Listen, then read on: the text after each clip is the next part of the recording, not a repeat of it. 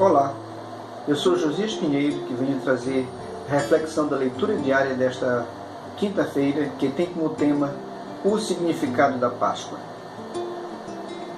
Essa leitura diária está na lição de número 14, que tem como assunto entre a Páscoa e o Pentecostes. Mas o que é Páscoa? O termo no dicionário hebraico é Pessah, que significa Páscoa, sacrifício da Páscoa, vítima animal da Páscoa e também festa da Páscoa. Era a festa comemorativa à saída dos hebreus do Egito. No caso, seria uma festa comemorativa antecipada. A situação hebraica no Egito era de opressão, escravidão, engessamento econômico, social, familiar e político. Isso pode até soar familiar, mas era isso que os hebreus estavam sofrendo lá no Egito. Deus intervém ao gemido do seu povo. Êxodo 3:7, nós encontramos esta narrativa. Disse ainda o Senhor: certamente vi a aflição do meu povo que está no Egito e ouvi o seu clamor por causa dos seus exatores. Conheço-lhe o sofrimento, por isso desci a fim de livrá-lo da mão dos egípcios e fazê-lo subir daquela terra, uma terra boa e ampla, terra que mana leite e mel. Pois o clamor dos filhos de Israel chegou até mim, e também vejo a opressão com que os egípcios estão oprimindo. Israel, depois que foi ao Egito, sob o governo de José do Egito e o reinado de um faraó, eles passaram um período de crescimento populacional, de prosperidade, e estiveram bem até que chegou um rei que não conhecia José. E ele ficou impressionado com esse povo que não era egípcio e que estava crescendo, se multiplicando muito na terra. Por isso ele estabeleceu um projeto para oprimir e diminuir o poder e o crescimento desse povo ali no meio deles. Claro que tudo isso estava dentro do desígnio de Deus, para que o povo também tivesse desejo de sair de lá. Deus designa Moisés para a tarefa de conduzir o povo do Egito para a terra prometida. Êxodo capítulo 3, verso 10, está escrito: vem agora e eu te enviarei a Faraó, para que tires o meu povo, os filhos de Israel, do Egito. Moisés foi defender uma desavença entre dois hebreus, e um deles revidou desse modo: quem te pôs por príncipe e juiz sobre nós? Pensas matar-me como mataste o egípcio? Então esse Moisés, que foi rejeitado inicialmente pelos seus patrícios, agora foi chamado por Deus para ir lá e libertá-los. As instruções para a libertação estão dos versos 1 até ao 11.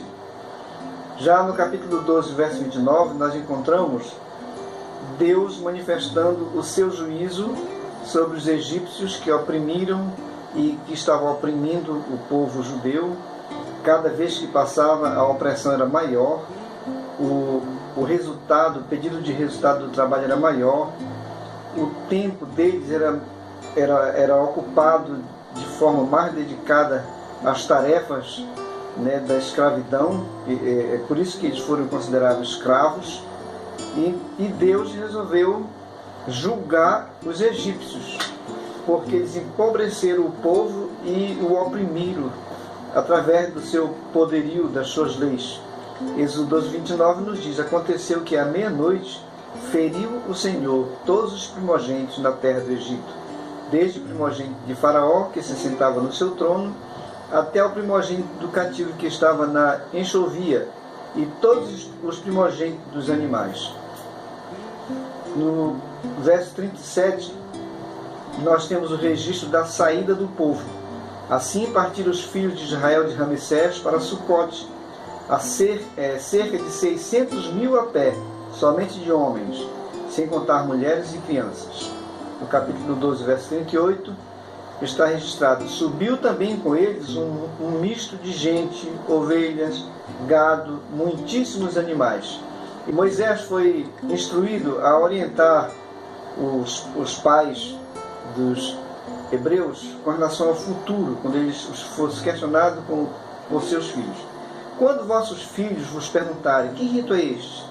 No caso, o rito da Páscoa. Respondereis: é o sacrifício da Páscoa ao Senhor, que passou por cima das casas dos filhos de Israel no Egito, quando feriu os egípcios e livrou as nossas casas.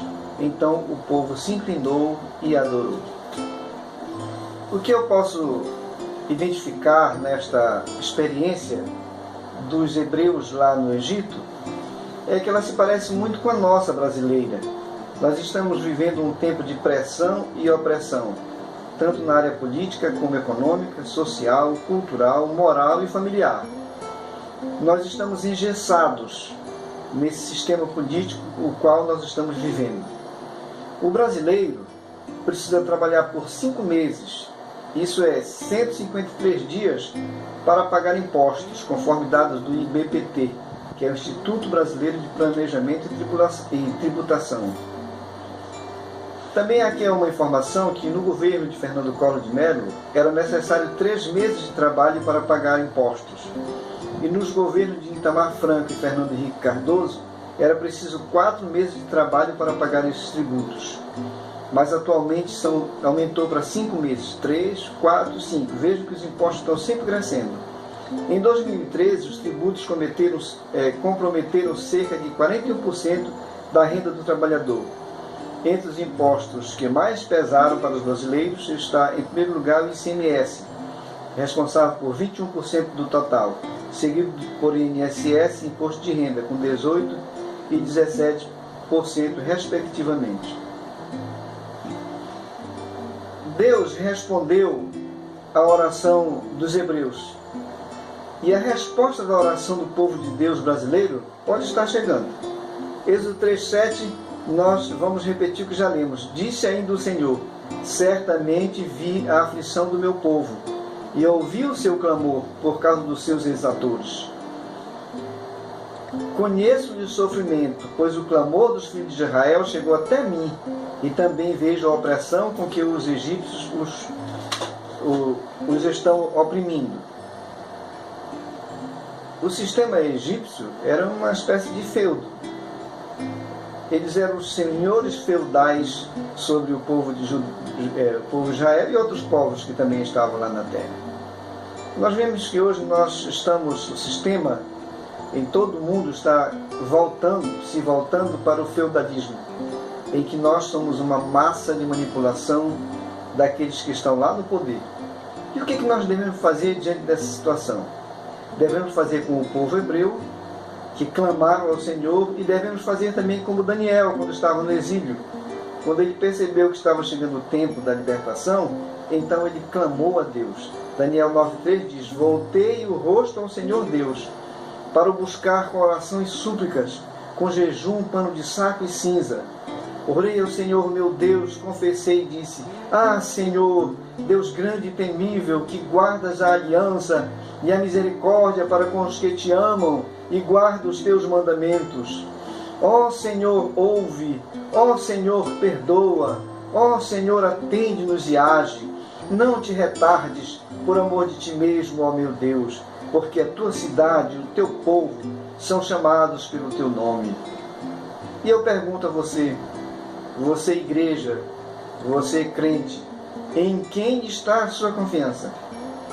Está a sua confiança em sair dessa situação opressora do nosso país, do nosso Brasil, no homem? Ou está a sua confiança em Deus? Há situações que o homem não pode fazer, está fora do seu controle. São as forças externas. Ele não tem poder contra elas, só Deus tem. Aquilo que Moisés não pôde fazer e o povo hebreu não pôde fazer no Egito, Deus fez. Mas aquilo que era para eles fazer, eles fizeram. Eles comemoraram a Páscoa, eles comemoraram os pães armos, eles se arrumaram, sandália no pé, cajado na mão, eles se aprontaram para a partida. e clamaram a Deus. Moisés muitas vezes era encontrado clamando a Deus. Mas teve um momento, quando eles estiveram diante do mar Vermelho, e o exército de Faraó vinha atrás perseguindo, e Moisés parou para clamar. Deus disse: por que tu clamas a mim? Manda ao povo que marche. Então a hora de clamar e a hora também de agir. Então nós que já vimos clamando há anos, há cerca de 3 anos ou mais atrás, eu conversando com o irmão, e disse: olha, o Brasil inteiro, a igreja no Brasil inteiro está clamando a Deus para que Ele passe o Brasil a limpo. E isso começou a acontecer e vai continuar acontecendo, porque Deus tem tudo sob o controle dele, Ele é soberano. Nós já oramos, nós continuamos orando e vamos continuar orando. Nós temos que fazer alguma coisa, nós temos que tomar uma decisão certa. Então a pergunta que eu deixo para nós refletirmos é essa: nós estamos clamando pela nossa nação? Estamos confessando a Deus o nosso pecado e os pecados da nossa nação? Pense nisso e tenha uma ótima quinta-feira na paz do Senhor.